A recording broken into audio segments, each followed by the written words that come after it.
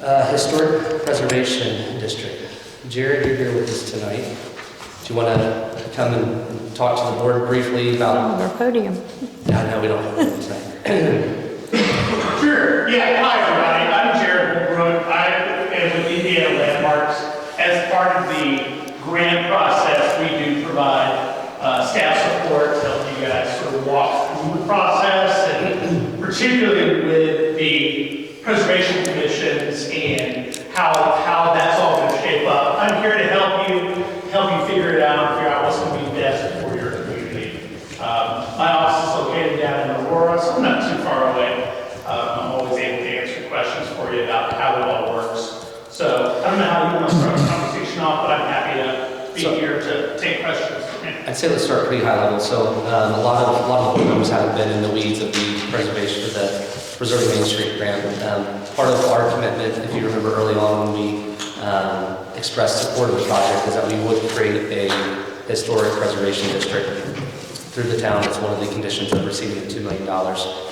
So what the board will need to decide in the upcoming weeks would be, one, to what extent do we want to have the preservation district in town? Are we wanting to limit that just to the scope of the project, which would be on Main Street from roughly 3rd Street through 8th Street? Or are we looking to possibly expand that? So we have on one minimum, we have to have the project area as part of the district. The option is to look at the Brookville Historic District map and declare the entire area as part of the Historic Preservation District. There's also a Conservation District that we talked about in the subcommittees. There's pros and cons to each one of them. Jarrad is the expert here. I sent some supporting documents out, 24 reasons why historic preservation is a good thing. There are a lot of tangible assets to a community by having a preservation district. Lower foreclosure rates, higher tax assessment, higher property values, things like that. Once again, Jarrad's the expert. So maybe start at the high levels, like why historic preservation districts work, and then maybe talk about the difference between a conservation district and a preservation district and what options we have as we look forward. Sure. So I'll step up a little bit this way so you don't have to do that so much. So when we talk about preservation commissions and design guidelines and things like that, what we're doing is we're looking at ways we can best manage change. So we're not looking to make a museum community, right? We're not trying to keep everything static, but we're trying to figure out how we can best manage the great historic features that you have and what make Brookville, while allowing for change and adaptation. Right? So one way we do that is by enacting design guidelines. So what these do, these are like, they'll address very specific things, saying, hey, if you've got these windows in your building, these are the kind of materials that need to go back in there. These are going to be the appropriate way to approach repairing your windows, replacing your windows, that kind of thing. And again, what that does is help you retain that, because we've all seen buildings that, you can remember being this great building, and then now it's all muddled and changed and hacked up, and it's really lost that character. I think that's sort of a small version of what happens to a community when that happens, right? There begins to be only a small amount of that left, and we want not to have that happen. So using design guidelines and the review process, we're able to better manage how that happens. So an historic preservation commission, what we'll term a full historic district, right? This is different from the National Register Historic District. That's over here. Sometimes the maps are exactly the same. What that is largely honorific. It really only prevents, not even prevents, but requires that when a federal project is coming through, whether that's putting up a power pole or new transportation work happening, that just lets them know that they have to take special consideration to avoid or have less impact on those resources. As far as an owner goes, you can have a building on the National Register one day and demolish it the next. There's no inherent protection on that. What we're talking about is a local historic district. And this is what's enacted by the municipality itself that says, hey, we want to manage the change here. So that's, if you get people talking about, hey, we've had a historic district since 70, I think 5 was when it was first listed. Say, no, this is a different situation, possibly the same map, but a little different. So what we're looking to do is when someone wants to make a significant change to their building, we say, hey, bring us the plans, let's talk about it, let's find out what you want to do, and find out how that all fits. And you use the guidelines that we at Indiana Landmarks can help provide you and work with you to make sure it fits your idea of what you want to preserve. And then you use those as the best ways to proceed with a project. So, you're not saying, hey, I just don't like that because it's ugly. You're saying, I don't think that's a proper way to proceed with this project because X, Y, Z that's listed in your design guidelines. So that also prevents, a lot of perception of conflicts of interest, like you mentioned earlier. With what's commonly known as a conservation district, it's technically called a Phase 1 historic district. And what that is, that's like a local historic district light. So whereas a regular historic district review involves changes that are larger scale, replacement doors or windows, or if you want to pull all the siding off your building. When you look at a Phase 1 or conservation district, you only deal with 3 things. You deal with removing a historic resource, you deal with demolishing a historic resource, and you deal with new buildings or infill. And what happens with a conservation district, you have that in place, after 3 years it matures into a full historic district, where it has there's a little more scrutiny on what all happens there. The idea being that you can ease people into the idea of this is just how it's going to operate. Now, as part of the grant, you would have to include a full historic district for at least your commercial core.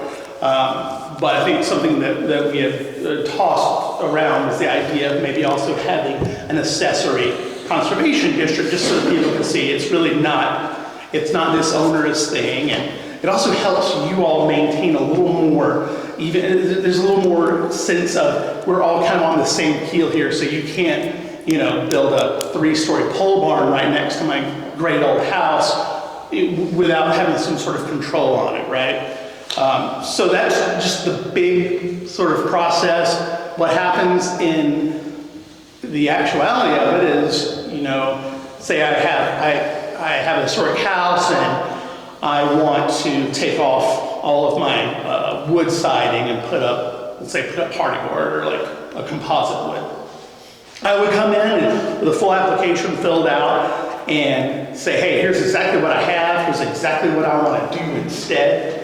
And the commission members would have a look at it and say, okay, according to the guidelines, this is an approved method of treating the building, or this is not an approved method, and you're either approved, denied, or approved with conditions. And that's usually used when there just needs to be a little tweak that needs to be done to make it an approvable action. We at Indiana Landmarks also offer contracts where we can do staff support. So in other words, we'll look over the application first, make sure all the information is there, and call out design guidelines that are put into play. So that's just the whole process. I know that's a lot, but like I said before, I'm here to answer questions and sort of talk y'all through how this whole situation gets set up. Okay. Questions for Jarrad? Thanks. I know it's a lot of information dump, I get it. And so we're looking at needing to create a commission of minimum of 5, max of 7, is that correct? I believe so. And typically the commissions I work with have 5, and it can be sort of,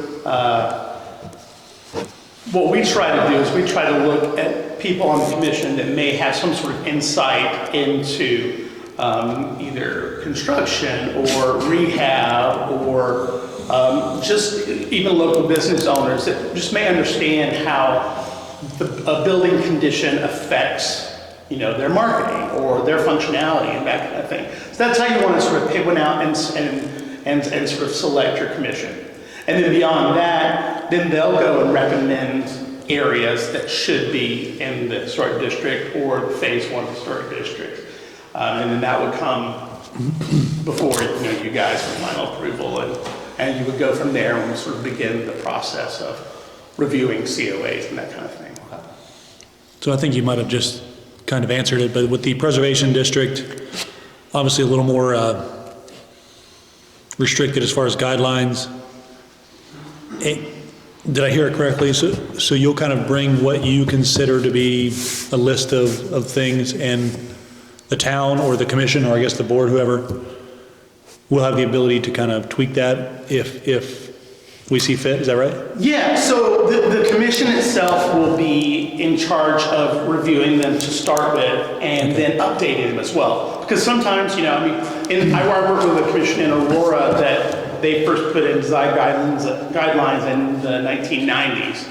And technology has really changed since then. We didn't even talk about, animated LED boards back then. So how do you make those adaptations? So they'll be in charge of keeping those updated as well. And I think when we first get it going, it would be good to have an open dialogue between that commission and the council as well, just so that you can really have an understanding of how to talk about it to your constituents as well. Got it. I think that's really important, is that keep an open that communication.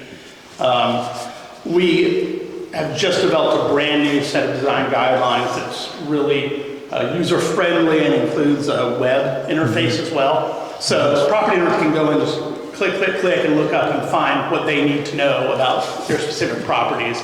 And yeah, if there's things that have no effect on Brookville, then we can obviously work to pull those out, or if there's some things that we have this unique resource we need to make sure we talk about, we can do that.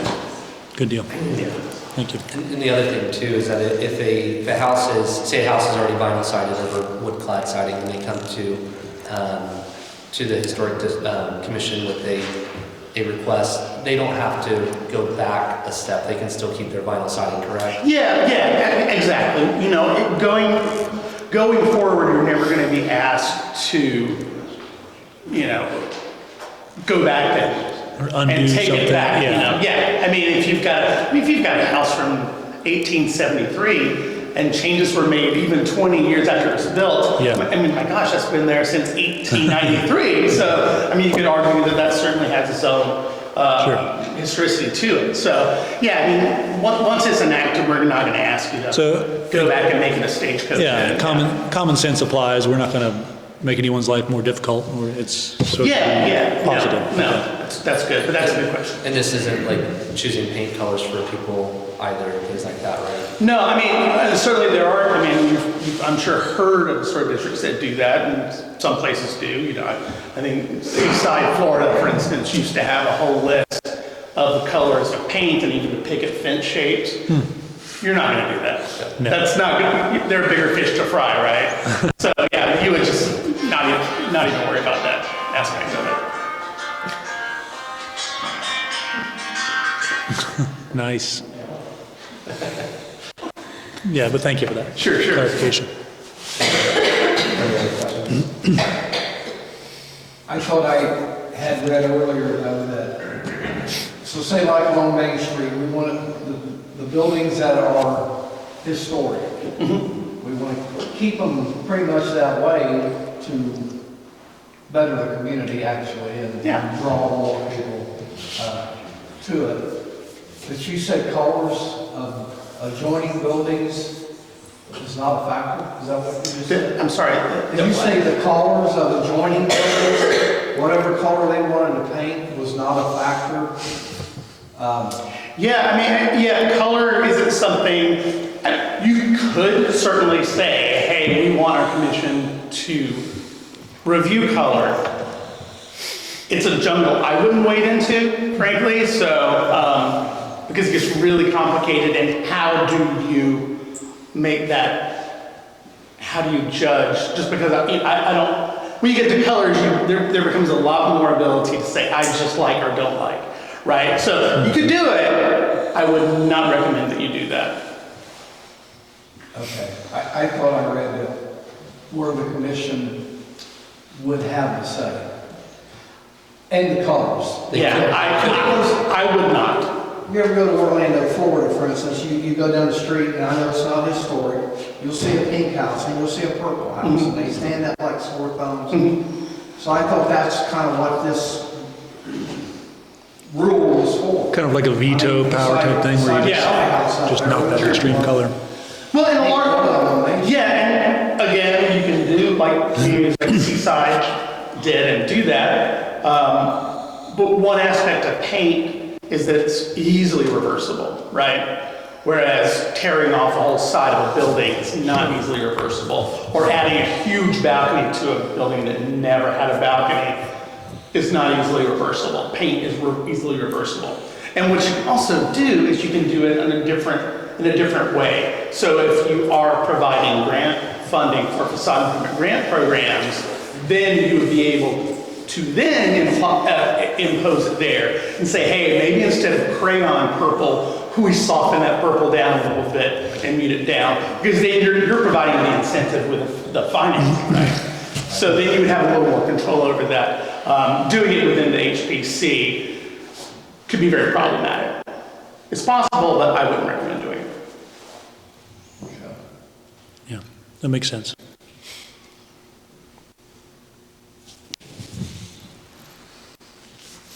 What other questions do we have?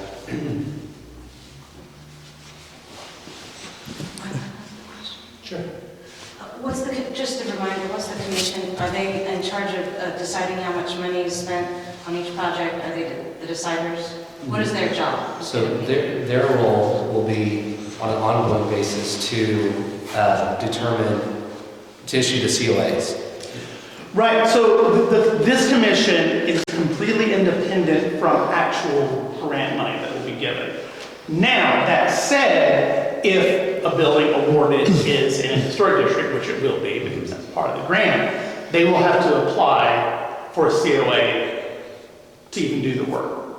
So again, let's say for instance, you wanted to take a building, rip off the historic brick facade and put up glass, a big open glass front to it, right? You could apply for the grant for that, but would you get approval from the Preservation Commission for that? So they would have control over where you actually got to do the job or not. And I would assume that the design review committee would also be thinking about those design guidelines as well, and not awarding you money for a project that isn't compatible with your design standards anyways. So it would be independent. So who's the final decision maker for the final approval of the money? So the money would be separate, and that's going to be decided once the whole grant is set up through the grant administrator. They're going to make all that decision, and we're still trying to figure that out as far as I know. And correct me if I'm wrong. Yeah, that whole structure is still working on. This mechanism here would apply to people even outside the grant. So this is its own mechanism that will then go on into perpetuity for the community, which would also help oversight for this seeded facade improvement grant program that you're going to have. Hopefully keep going and going and going, and even maybe revolving fund programs later down the road. So this would also service that as well. Right. Does that make sense? Can you talk to, so benefit obviously to the commercial property owners, especially with the grant, is apparent. Can you talk about the benefit to the homeowners, or a potential future benefit to homeowners if we would decide to have the preservation district similar to what the Brookville Historic District looks now? Yeah, and so I think you hit on it too, documented a lot. You guys have 24 reasons to have a historic district. You get more stable property values for one. And I think any of us that own property understand that, even if my property is subject to scrutiny for change, that also means my neighbor's is, which is going to benefit me. It's going to, again, keep us all in kind of even keel. And I think that's one of the biggest advantages for living in the residential economy. We also see property values.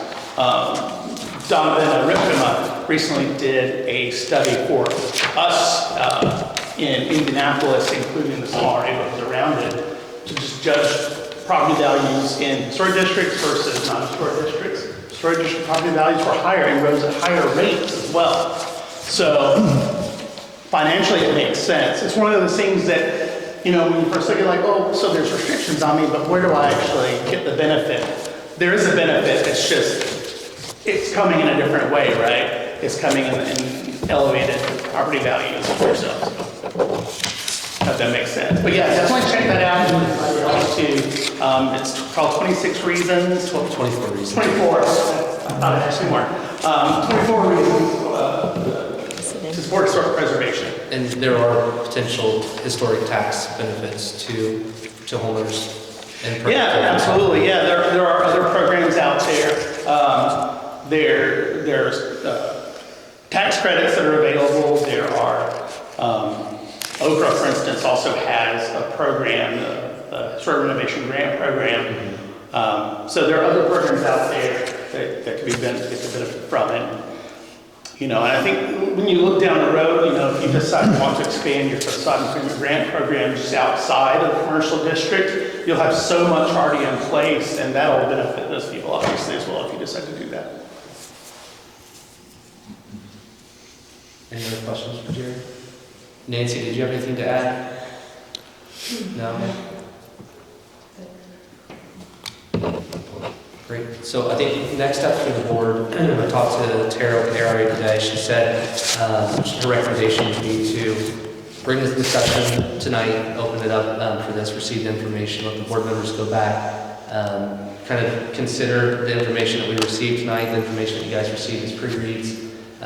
We are also needing 5 to 7 members to serve on that preservation commission. We have to name those when we pass the ordinance. We have 4 people that have expressed interest in it so far, so if any of the board members knows of 1 to 3 more people, it would be beneficial. Once again, there is value on that commission if you've been in construction or rehab or architecture or have an interest in historic preserving historic homes and things like that. You have to live within the city limits of Brookville. That's the only caveat. So we've had some people express interest that live out in the county that cannot serve on that. So try to think of some recommendations within the next week, and then we'll formalize that and bring that to the board in the form of a motion at the next meeting, if that's okay with everyone. Yeah, that works. Yeah, and I encourage you also to think, you know, don't always hem yourself in by thinking of it as, you know, literal hammer and nail construction. Think about placemaking. I know that's kind of a buzzword, but people that want to, you know, bring new activities and programs to the community, because they're going to be thinking about different ways that the building's appearance is going to really help some of that program. So there are lots of different ways people can be involved in it. All right. Let me know if you have other questions. I'm happy to come back and We appreciate it. answer. Sure. Thanks a lot. Absolutely. Thanks.